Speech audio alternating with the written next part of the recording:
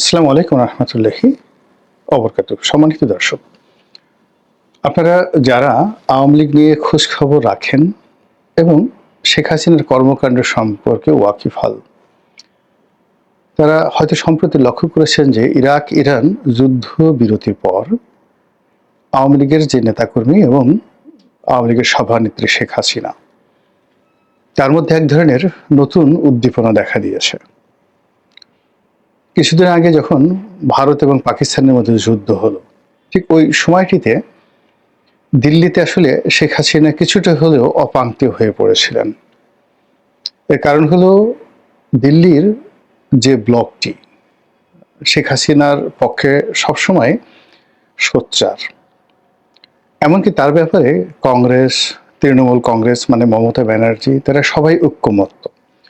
শুধুমাত্র বিহারের দু একটি আঞ্চলিক দল যারা মনে করছে যে শেখ হাসিনাকে বাদ দিয়ে বাংলাদেশের সঙ্গে সম্পর্ক উন্নয়ন ঘটানো উচিত, এবং অনেকে আগামীতে যারা ক্ষমতায় আসবে বিশেষ করে বিএনপির সঙ্গে একটি সম্পর্ক স্থাপন করার জন্য সরকারের উপর নানাভাবে চাপ প্রয়োগ করার চেষ্টা করছে। কিন্তু এখন পর্যন্ত নরেন্দ্র মোদী এবং দেশের প্রধানতম বিরোধী রাজনৈতিক দল কংগ্রেস, তারা শেখ হাসিনা এবং আওয়ামী লীগের ব্যাপারে ঠিক ওইভাবে একহাট্টা হয়ে আছে যেভাবে ইতিপূর্বে তারা ছিল। ইতিমধ্যে বাংলাদেশের সঙ্গে তাদের যে দ্বিপাক্ষিক সম্পর্ক, সেই সম্পর্কের জায়গাটিতে যে অর্থনৈতিক লেনদেন রয়েছে সেখানে ব্যাপক ঘাটতি লক্ষ্য করা যাচ্ছে। বাংলাদেশ ক্ষতিগ্রস্ত হচ্ছে, তার সঙ্গে সঙ্গে ভারতও ক্ষতিগ্রস্ত হচ্ছে, এবং সারা দুনিয়াতে ভারতের যে ব্যবসা বাণিজ্যে হুমকির মুখে পড়েছে, সেক্ষেত্রে বাংলাদেশের ব্যবসা বাণিজ্যের যে দ্বারটি, এটি নতুন করে আবার উন্মোচন হওয়া তাদের জন্য রীতিমতো জীবন মরণ সমস্যা। তো এরকম একটা বিষয় নিয়ে যখন দ্বিধাগ্রস্ততা চলছে, ঠিক সেই সময়টিতে ভারত এবং পাকিস্তানের যুদ্ধ শুরু হয়ে গেল। তখন শেখ হাসিনার দিকে মনোযোগ দেওয়ার মতো অবস্থা দিল্লির রাজনীতিবিদদের ছিল না, এবং সেই রেশ শেষ হতে না হতেই আবার ইরান এবং ইসরায়েলের যুদ্ধ শুরু হয়ে গেল। এবং এই সময়টিতে ইরানের এবং ইসরায়েলের যুদ্ধের কারণে ভারত দ্বিমুখী না, ঠিক দ্বিমুখী না, এটাকে চতুর্মুখী চাপে পড়ল। চতুর্মুখী চাপ একে বলছি, এর কারণ হলো যে বাংলাদেশের রাজনীতিতে বিএনপি এবং আওয়ামী লীগ, ভারত এবং পাকিস্তান, তাদের যে গুরুত্ব, এই গুরুত্বটা বুঝতে হলে আপনাকে ভূতাত্ত্বিক রাজনীতি বা ভৌগোলিক রাজনীতি এটা বুঝতে হবে। যখন ইসরায়েল এবং ইরানের যুদ্ধ হলো, এখানে ভারতের জন্য সবচেয়ে বিস্ফোরক হলো যে তাদের ইসরায়েলে ব্যাপক বিনিয়োগ রয়েছে, আবার একই সঙ্গে ইরানেও তাদের ব্যাপক বিনিয়োগ রয়ে গেছে, বন্দর থেকে শুরু করে অবকাঠামো খাতে। এবং দুই দেশেই তারা এই ভারতের যারা নাগরিক, তারা ব্যাপক হারে সেখানে ব্যবসা করেন, চাকরি বাকরি করেন। যে হাইফা বন্দরটি ইরান ধ্বংস করে দিয়েছে, এটি মূলত আদানি গ্রুপের পরিচালনাধীন একটি বন্দর। Billion billion dollar Adani group এখানে বিনিয়োগ করেছে, এবং এই টাকা সাধারণ ভারতীয়দের টাকা, অর্থাৎ তারা ভারতের যে স্টক এক্সচেঞ্জগুলো আছে সেখান থেকে এই হাইফা বন্দরের নামে টাকা উত্তোলন করে সেই টাকা বিনিয়োগ করেছে। একইভাবে ইরানেরও একটা বন্দর তারা পরিচালনা করছে। এছাড়া ইরানের অনেকগুলো পাইপলাইন, মানে তেলের পাইপলাইন থেকে শুরু করে অবকাঠামো নির্মাণে তাদের বিশাল বিনিয়োগ রয়েছে। আর এটা তারা করে বাট্টা পদ্ধতিতে, অর্থাৎ আমেরিকার রক্তচক্ষু উপেক্ষা করেও তারা ইরান এবং রাশিয়ার সঙ্গে তেল বাণিজ্য, গ্যাস বাণিজ্য চালু রেখেছে। তো যখন এই যুদ্ধ শুরু হলো, তখন ইরানেও তারা মার খাচ্ছিল, আর ইসরায়েলেও তারা মার খাচ্ছিল। এবং ভারতীয়দেরকে ইসরায়েলের সন্দেহের চোখে দেখতো এই কারণে যে তারা হয়তো ইসরায়েলের গোপন তথ্য ইরানে পাচার করছে। আর ইরানে যে সকল ভারতীয় কাজ করত, তাদেরকে সন্দেহ শুধু নয়, তাদেরকে রীতিমতো ধাওয়ার উপর রেখেছিল ইরানের সাধারণ জনগণ। তো এই যে একটা অবস্থা, সেই অবস্থা দ্বিমুখী, মানে ওখানে তারা ধরা খেলো, এখানে তারা ধরা খেলো। দ্বিতীয়ত এই যুদ্ধে ইরানের পক্ষে সরাসরি আফগানিস্তান এবং পাকিস্তান তারা দাঁড়িয়ে গেছে। তো সেক্ষেত্রে পাকিস্তানের সঙ্গে তাদের যে বিরোধ, সীমান্ত বিরোধ, এটি আগামীতে আরও ভয়ঙ্কর আকার ধারণ করবে। আর ইতিমধ্যে আফগানিস্তানে নতুন সরকার অর্থাৎ তালেবান সরকারের সঙ্গে একটা সমঝোতামূলক চুক্তি করে তারাও সেখানে কিছু বিনিয়োগ করার জন্য চেষ্টা করে যাচ্ছিল এবং ইতিমধ্যে হয়তো কিছু বিনিয়োগ তারা করে ফেলেছে। কিন্তু ইরান এবং ইসরায়েলের যখন যুদ্ধ শুরু হয়ে গেল তখন এই আফগানিস্তানের এই যুদ্ধটি মানে আফগানিস্তানে ও ইরানের এই যুদ্ধটি ইসরায়েলের যুদ্ধটি এসে আশ্রয়ে পড়ার উপক্রম হলো। অন্যদিকে তাদের যে দীর্ঘদিনের বন্ধু রাশিয়া, সে রাশিয়াও এখানে জড়িয়ে গেছে। ফলে দেখুন এই যে চতুর্মুখী যে তাদের বিপদ এবং বিপত্তি, সেই বিপদ এবং বিপত্তির মধ্যে আওয়ামী লীগকে নিয়ে, বাংলাদেশকে নিয়ে বা শেখ হাসিনাকে নিয়ে গণনা করার সময় তাদের ছিল না। ফলে ওই সময়টিতে বরং উল্টো কথাবার্তা হচ্ছিল যে কলকাতা থেকে তাদেরকে তাড়িয়ে দেওয়া হবে, দিল্লি থেকে তাদেরকে তাড়িয়ে দেওয়া হবে এবং অনেকগুলো ভারতীয় মিডিয়া তার সঙ্গে সম্পৃক্ত বাংলাদেশে যারা রয়েছেন তাদের মধ্যেও এক ধরনের এরকম একটা প্রচারণা তারা চালাচ্ছিল যে এই মুহূর্তে দিল্লির নিকট শেখ হাসিনা এবং আওয়ামী লীগের লোকজন রীতিমতো বোঝায় পরিণত হয়েছে। কিন্তু এই যুদ্ধের বিরতি অর্থাৎ প্রথমে পাকিস্তান এবং ভারতের যুদ্ধের বিরতি এবং ইরান ইসরায়েল যুদ্ধের বিরতির পরে এখন ভারত হাঁপ ছেড়ে বেঁচেছে।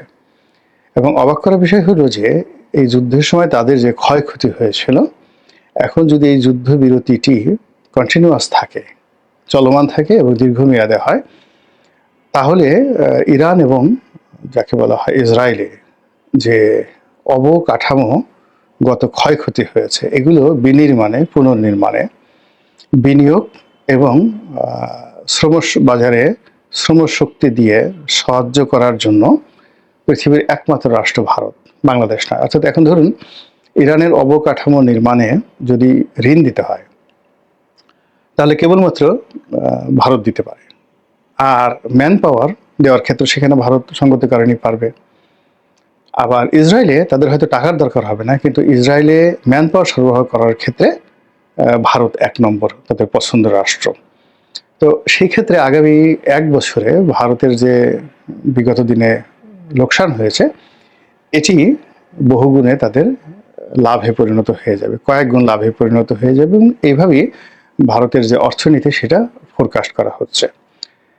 এই যে ভারত একটা ব্রিদিং টাইম পেয়েছে, এই ব্রিদিং টাইমটি তারা এখন একেবারে 100% বাংলাদেশের দিকে তারা নিবিষ্ট করবে। এবং আমেরিকাও যে ব্রিদিং টাইমটা পেয়েছে সেই ব্রিদিং টাইমটা সেই বাংলাদেশে তারা ডুয়েল খেলবে। অর্থাৎ এখন যারা ক্ষমতায় রয়েছেন তাদের মাধ্যমে তাদের স্বার্থ আদায় করার চেষ্টা করবে। আবার অন্যদিকে ভারতের সাথে সম্পর্ক রেখে তাদের যে আওয়ামী লীগ প্রীতি আমেরিকার যে লবিংটি ছিল তারাও সেই কাজটি আবার শুরু করেছে, শুরু করবে। এইভাবেই কিন্তু রাজনীতির একটা মেরুকরণ হয়ে যাচ্ছে বাংলাদেশে। এবং সেই মেরুকরণ আপনি বাংলাদেশের সর্বত্রই কিন্তু দেখতে পাচ্ছেন। এখানে যা কিছু হচ্ছে এর কোনো কিছুই বর্তমান সরকারের পক্ষ যাচ্ছে না। এনবিআর এর সমস্যা, তারপরে পুলিশের সমস্যা বরং ডে বাই ডে বাড়ছে। আজকে আমি যখন এই ভিডিওটি করছি সেই সময় দেখলাম যে একদল বিক্ষুব্ধ জনতা তারা খুলনা মেট্রোপলিটন পুলিশ কমিশনারের অফিসে তালা লাগিয়ে দিয়েছে। এই ঘটনা বাংলাদেশের ইতিহাসে কখনো ঘটেনি যে মহানগর পুলিশের অফিসে বা কোনো থানা তালা লাগিয়ে দিয়েছে বিক্ষুব্ধ জনতা। এটা এই মুহূর্তে ঘটছে। তো বিভাগীয় কমিশনারের বা মেট্রোপলিটন পুলিশ কমিশনার ওখানে তো দুটো, একটা হলো ডিআইজি অফিস যারা খুলনা বিভাগের শহরের বাইরে, আর একটা হলো খুলনা শহরের যত পুলিশি কার্যক্রম যিনি দেখেন তিনি হলেন পুলিশ কমিশনার। তো সেই পুলিশ কমিশনারের কার্যালয় তালা লাগিয়ে দেওয়া হয়েছে, সচিবালয়ে বিক্ষোভ চলছে, ঢাকা দক্ষিণ সিটি কর্পোরেশনে মারামারি হয়েছে এরশাদ গ্রুপ এবং সরকারি গ্রুপের মধ্যে। এবং এখানে মানে অবাক করার ব্যাপার হলো যে এরশাদ গ্রুপের সাথে যারা দ্বন্দ্ব এবং সংঘাতে জড়িয়েছে, এখানে যারা যারা আছে তাদের পরিচয় যদি আপনি শুনেন এবং জানেন তাহলে এরশাদের জন্য আপনার খুব মায়া লাগবে যে একজন তরুণ এবং সম্ভাবনাময় রাজনীতিবিদ এবং এই মুহূর্তে তারুণ্যের আইকন কিভাবে মানে তার রাজনীতিকে চারিদিক থেকে তার দলের ভিতরে বাইরে সবাই মিলে তার রাজনীতিকে শেষ করে দেওয়ার জন্য যে চক্রান্ত চলছে, এটি তারুণ্যের রাজনীতির পথে একটা বিরাট বাধা। যাই হোক, এই সমস্যাটা চলছে। তার সঙ্গে আন্ডারওয়ার্ল্ড, তার সঙ্গে ব্যাংকিং থেকে শুরু করে অন্যান্য জায়গাতেও সমস্যা আছে। এবং এই সকল সমস্যার সঙ্গে শুধু বাংলাদেশের লোকজন জড়িত তা নয়, দেশের বাইরের লোকজনও জড়িত আছে, এমনকি আওয়ামী লীগও জড়িত রয়েছে। তো সেই কারণে দেখলাম যে গত সেই ৪৮ ঘন্টার মধ্যে শেখ হাসিনার যে ভিডিও অডিও ফুটেজগুলো আমরা দেখতে পাচ্ছি, অর্থাৎ যে বক্তব্যগুলো তিনি দিয়েছেন, নুরুল হুদাকে নিয়ে দিয়েছেন, অর্থাৎ সিসি নুরুল হুদাকে নিয়ে দিয়েছেন, নিজের দলীয় নেতাদের সাথে কিছু কথাবার্তা তিনি বলেছেন, সেখানে দেখলাম যে তিনি আবার ঘুরে দাঁড়ানোর চেষ্টা করছেন। এবং এই যুদ্ধের এই সময়টিতে তিনি যেভাবে চুপচাপ ছিলেন, যুদ্ধ শেষ হওয়ার সঙ্গে সঙ্গে তার মধ্যে এক ধরনের উদ্দীপনা দেখা দিয়েছে। দ্বিতীয়ত হলো যে তার এই উদ্দীপনার সঙ্গে তাল মিলিয়ে আওয়ামী লীগের যে প্রতিষ্ঠা বার্ষিকী ছিল 23শে জুন তারিখে টেস্ট কেসে ঢাকাতে দেখা গেল যে কোন একটা আওয়ামী লীগ অফিসের মধ্যে কয়েকজন মহিলাকে পাঠানো হয়েছিল, তারা গণপিটুনি খেয়েছে। কিন্তু দেশের বাইরে ব্যাপক, যাকে বলা হয়, তারা শোডাউন করেছে।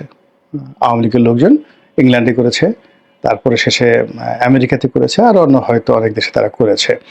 এবং সেখানে জয় বাংলা, জয় বঙ্গবন্ধু এই সমস্ত স্লোগান দিয়ে, ব্যানার দিয়ে, মানে বিশাল র্যালি তারা করেছে। এবং লন্ডনের কয়েকটা ফুটেজে দেখলাম যে সেখানে যে সকল নেতা রয়েছেন এই মুহূর্তে, তারা সবাই একটি অনুষ্ঠানে একত্র হয়েছেন এবং সবাই ভীষণ রকম হাসি খুশি, এবং তাদের দুনিয়াতে যে কোনো সমস্যা আছে এটা তাদের চেহারা স্রোত দেখে মনে হচ্ছে না। ফলে কি হচ্ছে, এই যে বাংলাদেশে পানি ঘোলা হচ্ছে, রাজনীতির পানি, রাজনীতির মাঠ পিচ্ছিল হচ্ছে, কর্দমাক্ত হচ্ছে।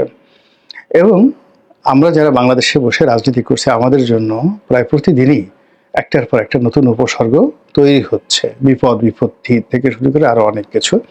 আর এসব বিপদ বিপত্তির মধ্যে, এসব ঘোলা পানির মধ্যে, এই সমস্ত কাদামাটির মধ্যে মানে রাজনীতির উৎসব করার জন্য, হোলি খেলার জন্য নির্বাসিত শেখ হাসিনা, স্বেচ্ছায় নির্বাসিত শেখ হাসিনা, পালিয়ে যাওয়া শেখ হাসিনা, অথবা তাকে সসম্মানে বাংলাদেশ থেকে পাঠিয়ে দেওয়া শেখ হাসিনা, যে কথাই বলেন না কেন, তিনি একটা নতুন উদ্দীপনা, তিনি একটা নতুন কর্মপন্থা, তিনি একটি নতুন কৌশল অবলম্বন যে করেছেন, এতে কোনো সন্দেহ নেই। আল্লাহ আমাদের সবাইকে হেদায়েত দান করুন এবং হেফাজত করুন। আসসালামু আলাইকুম ওয়া রাহমাতুল্লাহি ওয়া বারাকাতুহু।